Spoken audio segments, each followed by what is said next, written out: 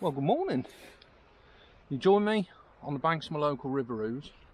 I haven't done a video for a while for the simple reason I've had a bit of a break from the norm, and the last 4 weeks or so I've been dipping me toe, if you like, in a bit of pike fishing. I've always wanted to do it. I don't mind catching a pike or a zander sort of by chance when I'm out fishing for roach and skimmers and whatever. I think they're absolutely beautiful fish. And where I live here in the fens, there's some good fish to be caught. I mean, my mate Paulie has some cracking pike. I've seen some big pictures of some big zander. So I went with my mate Keith on the channel and borrowed his lad's gear, and I had a few pike. Thought, yeah, very nice too. So I kicked myself out with just cheap. I didn't sort of go to town, couple of cheap reels. I already had a £3 test curve rod. So I bought another rod. Like I say, a couple of cheap reels, a couple of cheap indicators and whatever. And a guy tied some traces, and I've also tied some traces myself as well. I mean, I had a bit of a demo with Jamie and Willow Grange. He showed me what to do, so thank you for that. So, but yeah, along the way, sort of Keith, Jamie, Paul Burgess has been really helpful. Phil Copeland, I had a chat with him as well. So yeah, it's been good to get a little bit of an insight. And one of the bailiffs, Scott, he put me onto an area where he said there's always a few pike.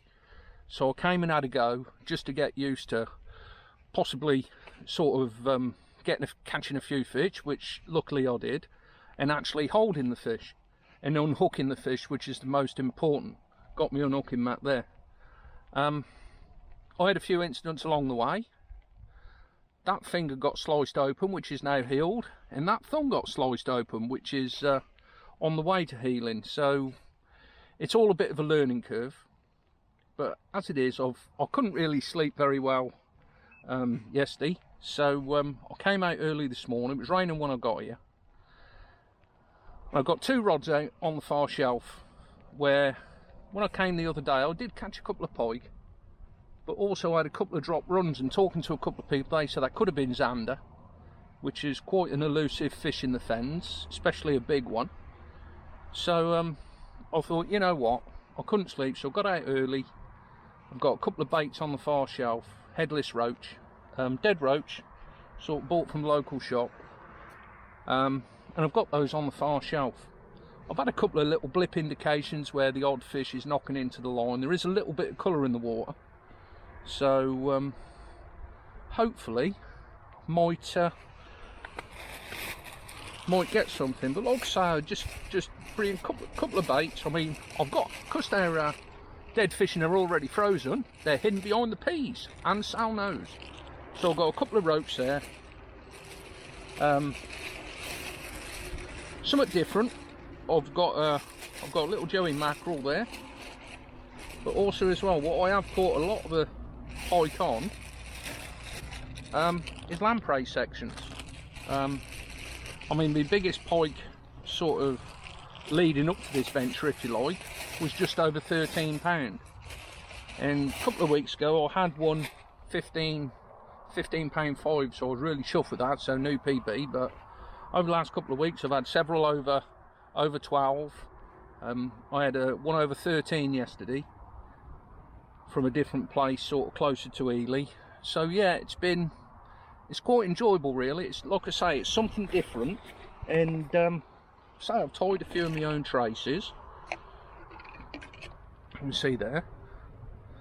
So most of them was like £28 wire, but also got some stuff there which Jamie put me onto, sort of like a carbon wire. It's very light, doesn't kink, so I've got a couple tied up with that as well. So it's just nice to pick the brains of some of the local predator anglers, just to see how different everybody's setup is.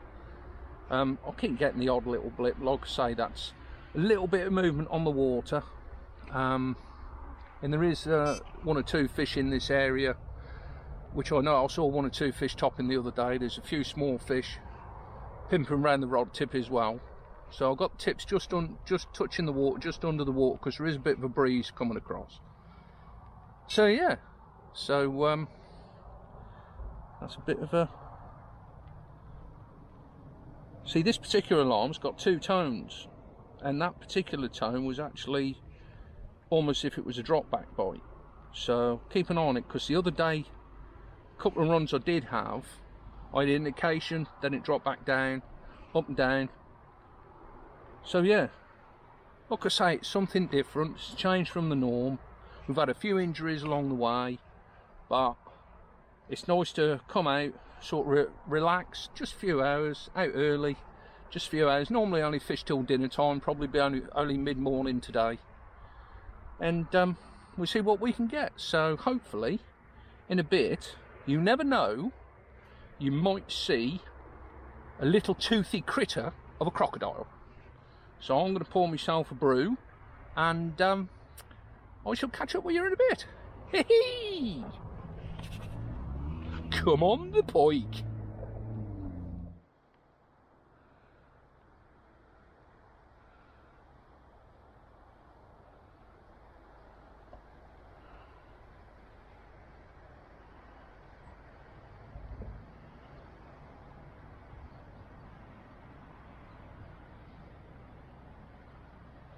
Well, I cast out again just as it was getting light over on the far shelf,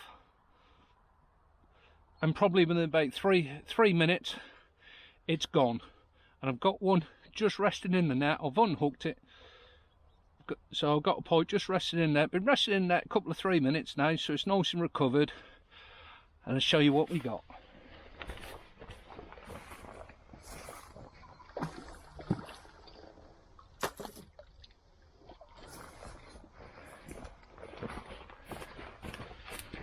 There we go, lively as anything.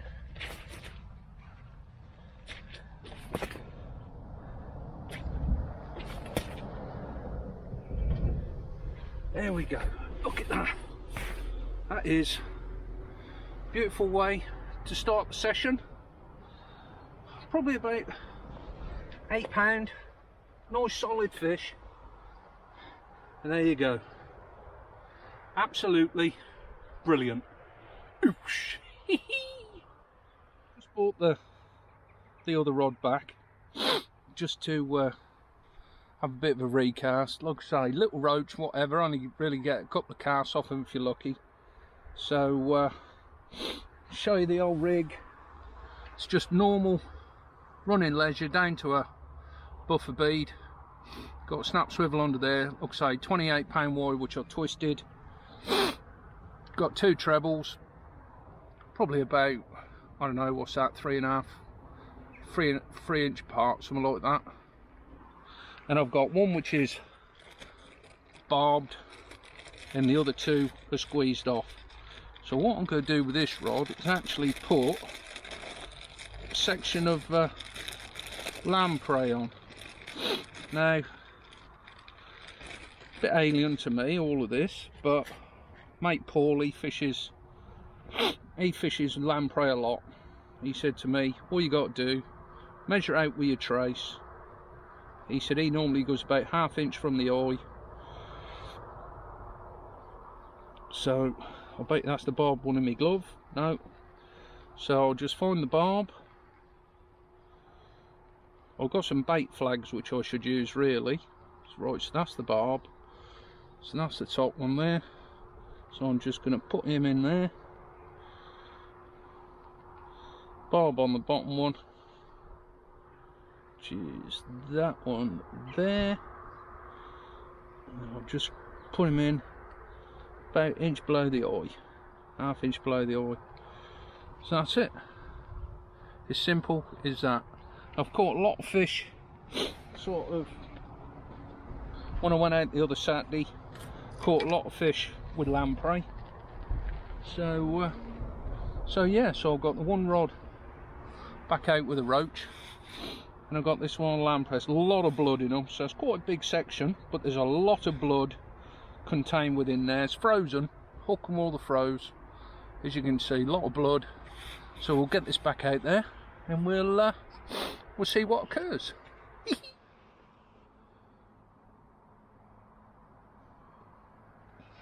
Well, I've had another sort of indication, funny sort of dropped indication really. The drop-off indicator lifted up a little bit, then dropped back down. Bait wasn't marked or anything. I've now got, like I say, I only bought a few baits, so I've now got, put that bit of mackerel out, sort of about a quarter of the way out, and I got the old head of the lamprey the same quarter of the way out on the left hand rod as well. So a couple of 3 roach that I had I've used. I've had that 1 pike, so really happy with that. So yeah, probably got, like I say, I weren't staying out too long. I'm going to pop and see my mate here, and he's fishing sort of further along on a different bit of river. So probably give it till about 10 o'clock, something like that, and have another cup of coffee, sit back, relax, and hopefully the indicators might pop up again yet. But there's a lot of fish in this area. I mean, I've seen some fish topping and the odd fish roll as well. So yeah, so there's definitely 1 or 2 fish in the area, coarse fish, silverfish wise, so that's obviously holding 1 or 2 predators.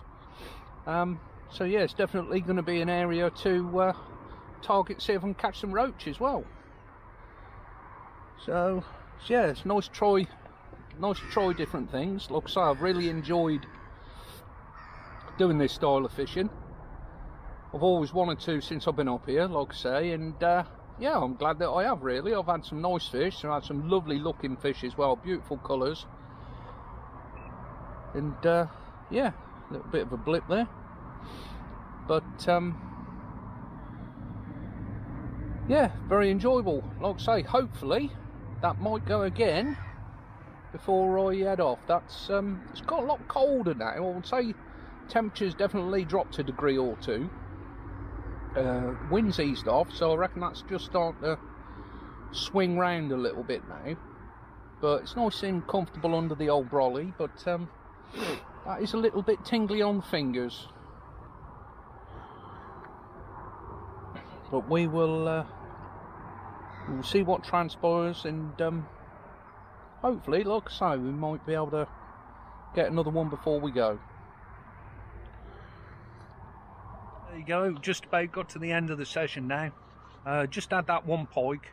I did have 1 more sort of half indication. It picked it up, dropped it, but that's about it. I had the odd little tiny blip, but that could have just been anything, just nosing around with the bait.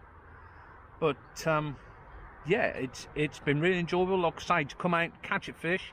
I think the beginner's luck is still continuing, which is good, and like I say, I'm really enjoying it. It just goes to show that if you want to try something, you've got to get out there and do it. Don't put it off. You know, if you've always wanted to try something, take the bull by the horns, give it a go, and you might just like it. Who knows what happens next time? Might be back out behind the quiver tip, sat watching a waggler, or I could be sat waiting for Mr. Jaws Super Crocagator to take a bit of dead bait. But whatever I do, I'll enjoy it anyway.